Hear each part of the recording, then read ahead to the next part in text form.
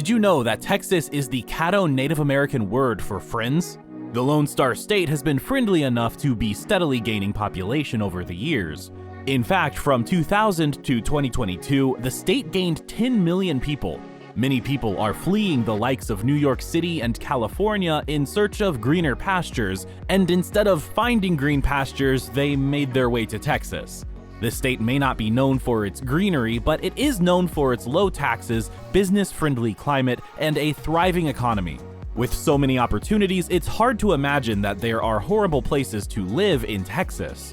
In this list, we will look at the 10 worst places to live in Texas. Obviously, best and worst are opinions, so for this list, we will look at crime rates, poverty, housing costs, and climate, as well as anecdotal evidence from people who actually live there. Stay tuned to the end to hear about a town with such a chilling crime scene that you've probably heard of it. Number 10 is Vidor, Texas, and for some people, this really should be number 1. Located in Orange County, Vidor has a reputation for racism, with many black Texans saying that they won't even stop for gas in Vidor. A video from Vidor High School recently went viral as students were screaming racial slurs on camera. Vidor has a crime rate that is 86% higher than the state average of cities similar in size. The town is safer than only 15% of other towns nationwide. Though its violent crime rate is lower than the state average, its total crime rate is not, including property crime also being higher. The median household income is lower than the national average, but the cost of living is also a bit lower, so the town is affordable for the area, but 20% of the town still lives below the poverty line. The town ranks low when it comes to being good for families and low when it comes to nightlife, so there is little to do in Vidor. The public schools are no better, with a ranking score of only 29.37 out of 100. Only 4% of students passed one or more AP exams, and only 44% are proficient in reading, so it's not a place you'd want to raise your kids. Only 7.5% of residents have a bachelor's degree or higher, which is 30% lower than the national average. Number 9 is Paris, Texas, and it's about as far from Paris, France as you can get. You won't find the Louvre or Eiffel Tower in this Paris. Paris is located in Lamar County, about an hour and 45 minutes northeast of Dallas, with a population of just under 25,000 people.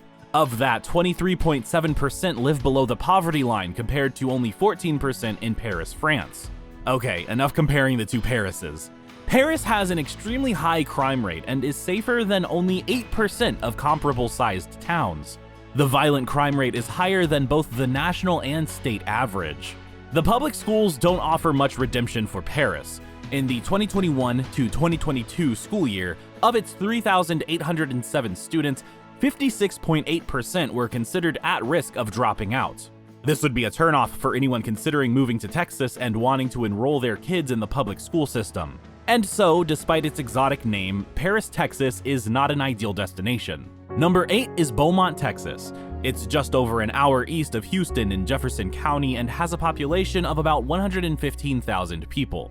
It's only about 30 minutes from the coast, so you would think that this town would be an ideal location. It's near a big city and a beach. What could go wrong? Unfortunately, this city is one of the most dangerous towns in Texas. The violent crime rate is 2.5 per 1,000 people, which is 93% higher than the national average. And the crime is on the rise, increasing 12% in the last year alone. The median household income is well below the national average. While the cost of living is slightly lower than the national average, it is 3% higher than the state average, so overall you will pay more money to live in a less safe city. Despite this, the city does have some charm. It boasts several museums and exceptional Texas barbecue. Number 7 is Lubbock, Texas. It sits pretty much on its own in West Texas, with Amarillo being the next closest city at about an hour and 45 minutes north. It's the 10th most populous city in the state, with a population of just over 257,000 as of the 2020 census. Lubbock often comes up on lists for its cheap cost of living, which means it does have at least one thing going for it. But that is not enough to offset the high crime rate. Lubbock has a violent crime rate that is 121% more dangerous than the national average. Between 2019 and 2020, homicides increased by a staggering 182%. And as if that's not bad enough, you have a 1 in 16 chance of being the victim of a homicide. The climate is no better, and as such, it was ranked as one of the worst cities to retire. It has hot summers, torrential rains, tornadoes, and dust storms. So even if crime doesn't bother you, the climate sure will.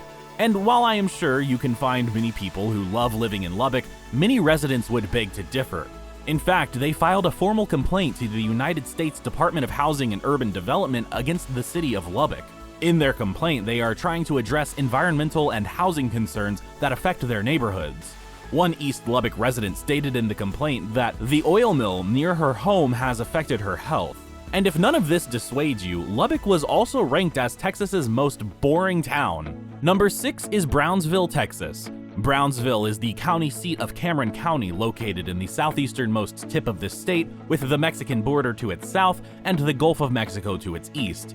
Despite making this list, the city has been growing steadily since 1850, when it had a population of only 2,700, but it now has around 187,000. According to several financial sources, Brownsville is on the verge of a housing crisis and is ranked as one of the worst places to sell a house. According to Consumer Financial Protection Bureau, nearly 2% of homes are delinquent in their mortgage, and 24.58% of homes currently for sale are for sale because they have been foreclosed on. Brownsville is also facing a migrant crisis.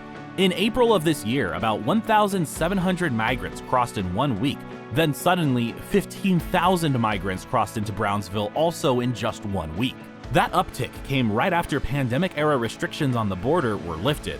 This stretched the city's social services to their limits and placed a burden on the residents of the city. Number 5 is Arlington, Texas, which is about halfway between the two big metros of Dallas and Fort Worth. It has a population of just under 400,000 residents. Like Lubbock, Arlington was ranked as one of the worst cities to retire in 2021. It has a crime rate that is 14.5% higher than the Texas crime rate and 31.4% higher than the national crime rate. To make matters worse, the city has a dwindling police force. It has shrunk to below 300, which is minimal given the population size. Poor wages, low morale, and large amounts of people retiring have contributed to reduction in police. Concerns have risen as residents worry that slow police response times could increase an already high crime area. Finances in the town are no better. Around 14% of the residents live below the poverty line, but this is actually a bit lower than the previous year. Texas is often known for its lower taxes, but property taxes have increased 84% between 2002 and 2021. Number 4 is Prairie View, Texas. Located about 45 minutes northwest of Houston, Prairie View has a population of only 8,184.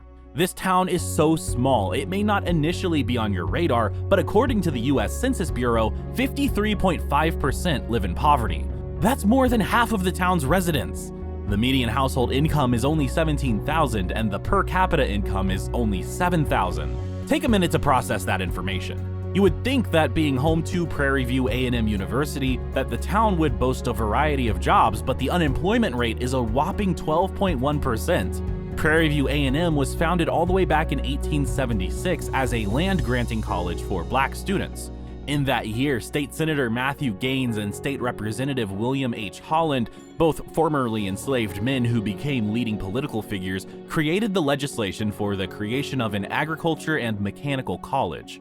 And while the long-standing history of the college hasn't been able to offset the poverty in the town, one thing that the town does have going for it is a relatively low crime rate, coming in at slightly lower than the national average. Number 3 is Laredo, Texas. Laredo sits on the Mexican border and is so remote in Texas that its nearest cities are all in Mexico. On this side of the border, the closest city would be Corpus Christi, which is still 2.5 hours away. Given how far away it is from everything, it has a pretty large population of 264,000 people. That is a huge increase from its original population of 85 back in 1757. This city by far has one of the worst climates. The mean temperature sits in the triple digits for 6 months. That means for half the year, you are baking away in a cauldron. What Laredo lacks in a comfortable climate, it makes up for in crime and cost of living. Despite its large size, Laredo is ranked as one of America's safest cities. It's also a relatively cheap place to live. What keeps this city on the list, in addition to its climate, is its poverty rate. Nearly a quarter of all residents live below the poverty line, and it was ranked as the 10th poorest among the 386 cities nationwide with data. There are a lot of things that make Laredo a wonderful place, but residents consistently cite the climate and poverty rates as its downfall. The climate is so extreme that it can deter new residents despite its other good qualities. Number 2 is Weslaco, Texas, which is one of the more dangerous towns in Texas. Located on the Mexican border about an hour west of the Gulf Coast, this town of about 40,000 people stakes its claim on this list. Before even looking at its crime stats, we need to look at the climate. The coolest months are December, January, and February, where the highs still sit in the mid to high 80s, but that's the only month where you'll find relief. The other 9 months will blister into the high 90s, with 2 months having their mean temperature in the triple digits. It's a wonder the town has any crime at all, as the heat seems like it would be a demotivating factor to do anything. Weslaco's crime rate is about 87 per 1,000 residents. Your chances of becoming a victim of a crime there are 1 in 12, making it one of the worst places to live in Texas. And lastly, number 1 goes to League City, Texas. Situated halfway between Houston and Galveston, it has a population of 112,000 people. This gets the number 1 spot for all the wrong reasons. It is home to the Texas killing fields. The cost of living, job opportunities, or any other criteria go out the window on this list. You don't get to be the home of a place called the Killing Fields and not make this list. The Texas Killing Fields is a 25-acre patch of land in League City situated a mile from Interstate 45. From the 1970s to the 1990s, around 35 bodies of women were found among a 25-acre stretch of land.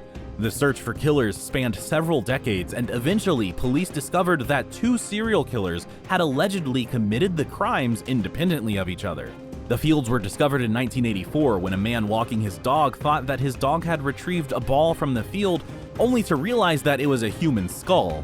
Many true crime shows covered the Texas killing fields, and for this reason, the town, regardless of any other statistics, gets the number 1 spot on this list of the worst places to live in Texas.